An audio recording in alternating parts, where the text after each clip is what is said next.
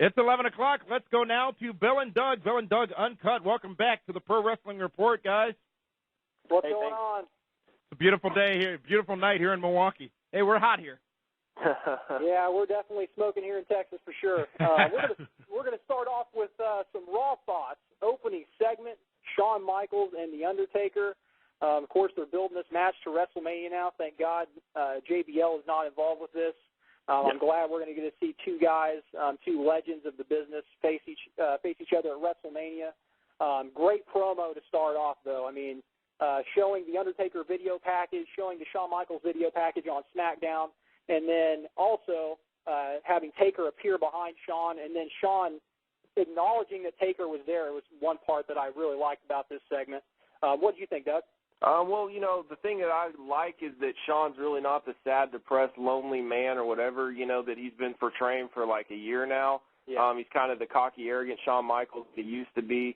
I mean, not 97 Shawn Michaels, but you know what I'm saying. But I did like the feud. I really feel like, though, that, you know, for all the people that give heat about, you know, WWE not pushing their young guys and all that, and we've been a victim of that too, I do not think the young guys can deliver a segment like this. There's power involved in it. There's history involved in it, and that's why it's going to be displayed at WrestleMania. And, Doug, it was also something we were talking about just a little while ago. It's that whole character development piece. As Dave Hero was saying, you got to have a reason to care about the people, and it's true. The young guys can't deliver that right now. Well, and I think that also has to do with how the WWE's developed a lot of these young guys. And, you know, with Shawn Michaels and Undertaker, the fans generally love these guys. I mean, that's some of their favorites, you know. We've grown up with them. So it's like to see them finally have a match at WrestleMania, you know, at the biggest show of them all. I mean, you can't really ask for much better than that from either guy. So that's my thoughts. But I do think, though, I mean, if you look at the young guys and the talent the WWE's brought up, I mean, they brought up Chris Masters and Carlito, and they put effort. But the only guy that really got over, in my opinion, is Brock Lesnar and Randy Orton. Those are the only two guys I could really think of that have actually turned out to be something. Yeah, I definitely agree with that. You know, also another thing that happened on Raw, of course, Jericho's WrestleMania opponent has still not been yet revealed. I mean, I've been waiting for this for weeks, and we still don't know who Jericho's going to face at Mania. And I was hoping that Kofi Kingston would win the match, and thank God he did, because I was a little worried. I thought they were just going to scrape the whole thing, and Jericho was going to qualify for the Money in the Bank. But an interesting twist in all this, Ric Flair, of all people, music hits, comes out, of course, distracts Jericho. Kofi gets the victory, and he's going to Money in the Bank. And then Jericho challenges him next week on Raw. I don't know what's up with that, but I can only think of one thing, and I think that the arrow is pointing right at Stone Cold Steve Austin. And why? Because next week Raw is in San Antonio, Texas. And there's also a number of reasons why I think Stone Cold is going to be involved at WrestleMania. Well, let's go on with some. Here's a couple of them, okay? Hogan has back surgery. He's out, okay? Ric Flair has said in Don't numerous believe interviews. that so quickly, Doug. Huh? Don't believe that Hogan story so quickly. I don't think it's I think the surgery's a work. You think so? Yep. Really? Just a way of swerving everybody. Hulk Hogan and Ric Flair are very good friends. I think Swerve is Stone Cold. I really do. Why would they put him on the poster with all active WWE performers if they didn't have something planned for him? And they've also been saying on the Internet all over that Vince McMahon is trying to keep things top secret and trying to keep things from the WWE creative team. And on top of that, Stone Cold Steve Austin is admitted, and JR has admitted, that he is training as hard as he's ever trained, basically, and eating cleaner than he's ever eaten for a movie. Well, not even that. If you've seen him recently, he's completely shredded. Yep. So I think take that chance of taking a bad bump in the ring. You know, not for Jericho. No. I mean, I don't want to knock Jericho, but I agree. There's so many variables in this situation. Austin was indeed a prominently featured advertising piece of WrestleMania and then taken off, but we also saw for a couple of years they used to put out those teaser fake posters. Put people on posters that they never intended on using just to get the wasn't Kamala on one of those? No. We talked about earlier how there are tricking or trying to trick some of these internet readers and whatnot by putting out some fake information at this point in time. So we don't know what's real and what's fake. But in my opinion on that, though, is you know, you play with fire, you're going to get burned. If you're trying to say that Stone Cold Steve Austin, hint at it and people get excited about it, and then you let that out and it doesn't go through, then all of a sudden it's Jericho and Jerry Lawler. You're like, what is this crap? But then again, I mean, are we talking about that select internet audience, or are we talking about a mass general audience? Yeah, but I don't even think the mass general audience cares about Jerry Lawler. WrestleMania is supposed to appeal to the internet audience, and it's supposed to appeal to the casual fan. It's supposed to appeal to everybody. Right. See, when I see Austin on the poster, I think of the Hall of Fame. I don't think of him having anything to do with it. But they don't have Terry Funk on the Hall of Fame on the poster. Yeah, they don't have Ricky Steamboat on the poster. They don't have the Von Erichs on the poster. Yeah, but none of them were the biggest star in the past 15, 20 years, though, either. I understand that. I understand that completely. But I don't understand why they would put him in the center with all active WWE guys. There was no other legends of WrestleMania, no other Hall of Famers. Yeah. I don't know. I mean, maybe they had something planned. Maybe they. No matter what, though, as you said, they got to make the match. Whatever the match is going to be, they got to make it. I think time's a ticking. 27 days to WrestleMania. And that's the one thing that worries me too is the fact that maybe you think Stone Cold would take a match with 2 weeks of build up. But in my opinion, this thing has been building for a little over a month now. But maybe just with him and Jericho having confrontations in the ring, I don't know. But it's just weird how this all has stopped all of a sudden with him bashing the legends, and now next week he's challenging Ric Flair in San Antonio. I think Stone Cold's music could hit. I don't know. He's supposed to be there, but at this point, it's all just rumor. So yeah. Well, remember Rock Hogan, WrestleMania 18, 19, whichever one it was? 18. That was about 2 or 3 weeks out before when that match got made. They had an amazing promo in Chicago. Yeah. I remember that. But all right. I don't know. One thing I have to say about the Triple H Randy Orton feud, I like that Triple H went to the house. I kind of saw it come, especially once he wasn't coming out. My thing is, though, if you're going to do it, make sure Randy Orton isn't having a slumber party at his house. That was ridiculous. That was so retarded. I'm like, he found him. Who is that? Right. Yeah. Who's running across People are just running around Orton's house. Yeah.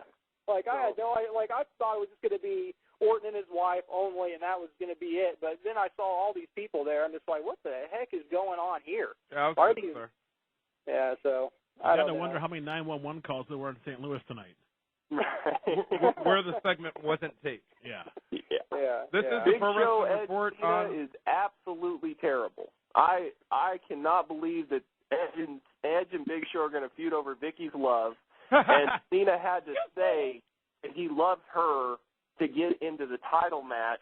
I mean, this is why a lot of us stopped watching WWE. I'm coming back to it because I'm going to WrestleMania. I'm trying to hype myself up. And then all of a sudden I see that, and I'm just like, oh, gee, I need to change the channel. This is terrible. But whatever. Also, one request. Can Vicky please stop making out with Eddie's friends? This is just disgusting to me. I think she gets around. She generates most of her heat, too. I think that's where she generates a lot of her heat, not from just saying, excuse me. Yeah. I think it's just based on the fact that she is a Guerrero making out with someone other than a Guerrero. You know what I mean? Well, hopefully she wouldn't move on to Chavo. That'd be a little freaky. That'd be a little awkward. Destination X, guys. What are your thoughts? I'm not minding the card. There's just a few things that I have a problem with, though, as far as the writing goes. But as far as the card, man, I know TNA can deliver in the ring, no doubt about it.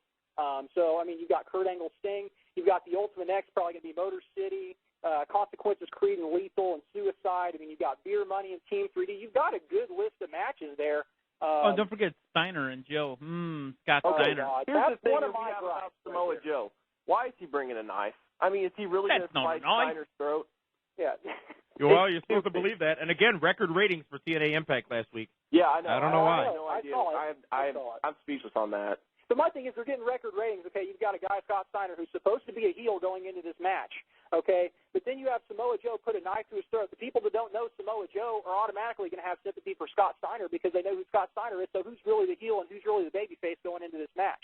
And then on top of that, you've got Samoa Joe, a guy who's completely demolished Scott Steiner, like on 2 or 3 different occasions without a knife, without the nation of violence, and now he's, painted his face and brings out this freaking knife to the ring all the time. It's just retarded.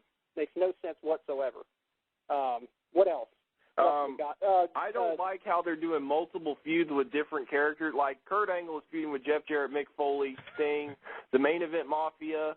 I mean, it's Shark Boy. Ridiculous. And there you go. Throw it all in there.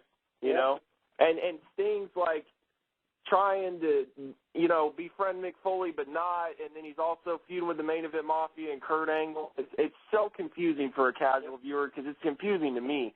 I mean, I just wish they would stick to one thing and one thing only. I mean, why would you have a build-up of Sting and Kurt Angle, and then Kurt Angle and Jeff Jarrett are brawling in like a street fight on Impact. But, Doug, why would they? Look at the ratings. That's the problem. That's the problem. The ratings are stronger now. Why would they change anything they're doing? That's the problem, because now this crap that we've seen on some of these segments, a lot of these segments each week, the viewers are tuning in. I mean, the highest-rated segment last week, Matt Morgan versus Shane Sewell. Yeah. Don't really know what to tell you there. There were just more people home. It's the economy. It's the economy. People aren't out spending money. They're staying home, and they're watching this crap. That's all I got to say. I just don't know. I think it's also the fact, it's around WrestleMania time. There's a lot more viewers tuning in. So that could be also, a factor with that. But, you don't know. I guess we'll just see here in a couple of months what ratings they're pulling. But another thing that I have a gripe about, AJ Styles. This guy all of a sudden is a thug jumping Booker T every other week. And then before that, he's a goofy character. And then before that, he's the phenomenal one. I mean, it's like, what are they going to give this guy? I mean, he doesn't have an identity. And then every time the guy cuts an interview, he's screaming into the camera, and you don't believe a word that he says because it's not natural. You know what I mean? So, I mean, I don't know what they're going to do with AJ Styles either. I think you just hide the negatives, focus on the positives, and work on his mic skills, and just focus on showcasing him as one of the greatest athletes that's ever stepped foot in the wrestling ring, which is exactly what he is. Do you think he walks out with the Legends Championship at DX this Sunday night? I hope not. And doesn't matter if he does. I hope he pulls a rhino and burns it. It's a waste of TV time. There you go. You know what I mean? For real.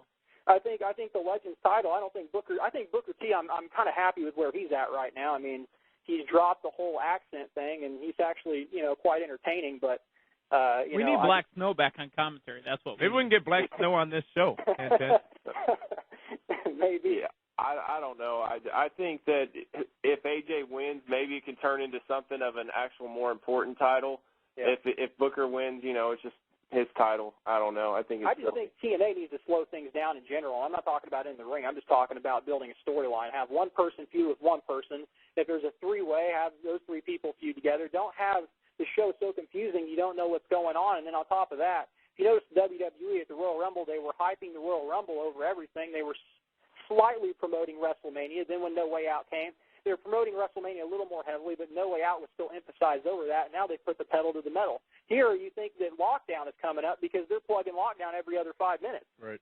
And it drives me crazy because it's like, well, if you're taking priority of Lockdown over Destination X, what makes you think I'm going to even order the pay-per-view? Exactly. They're promoting Lockdown because they've barely sold 1,000 tickets for that pay-per-view. In a 10,000-seat building. There was a leak of the. We can talk about the ratings. I want to see buy rates. I want to see how many people actually care enough to spend their money to watch the finale of the storyline. There is no finale. That's the problem. Yep. Well, we did see the promotional material released for Lockdown, and it's actually very well done. The rumored match, Sting versus Mick Foley, is billed as the Icon versus the Hardcore Legend with no mention of championship. So. Don't know what that means for this Sunday at Destination X, but at least Lockdown has a solid mainstream fan pay-per-view main event. Absolutely. I agree. And plus, I think Sting and Foley are able to deliver on the mic. I think especially if Foley's heel, which I think that's what's going to happen, I think that will be a dynamite feud, actually. And whether you forget about the ring work or anything, you will be excited to see that match due to the promos. That's a one-and-done match, though. Yeah, I think so. Yeah, I don't see. I think Kurt will probably defend the TNA title. But honestly, that's what I'm asking for from TNA is one and done. I'm tired of these 6-month feuds in a different street fight than a. But you know what? This main event that they have coming up this week is actually going to be the first, as we were talking about it, coming up this week on TV. Probably the first one-on-one matchup in main event in TNA in how many months? How many pay-per-views? Well, since Chicago, probably. Yeah. Long time. Yeah, we think it's since Bound for Glory. We didn't put the interns on it to do research, but we think it's since Bound for Glory. Yeah, I mean, I could imagine so. I mean, I would definitely believe that. Yep. But I definitely think that it's going to be Jeff Jarrett and Kurt Angle for the TNA title, Lockdown, 6 sides of steel. Probably do like Samoa Joe and Kevin Nash, which I'm totally not looking forward to. I think Kevin Nash is slow as hell in the ring. He looks like Moses, like Doug says, and so I'm not. Uh-oh. Dave, what did you do? They got hot. Hey, if you're hot, man, say you're hot. Yeah. Not sure what happened. We lost Bill and Doug there, but this is the Pro Wrestling Report on 540 ESPN. and ESPNMilwaukee.com. We're going to take a time out, and when we come back, we've got the news desk with all the latest news from professional wrestling. We've got information on ratings, and we've been talking a lot about VI3. JBL makes a big investment. We'll talk about WrestleMania 25 so far, and much more coming up right here next on the Pro Wrestling Report on 540 ESPN and ESPNMilwaukee.com.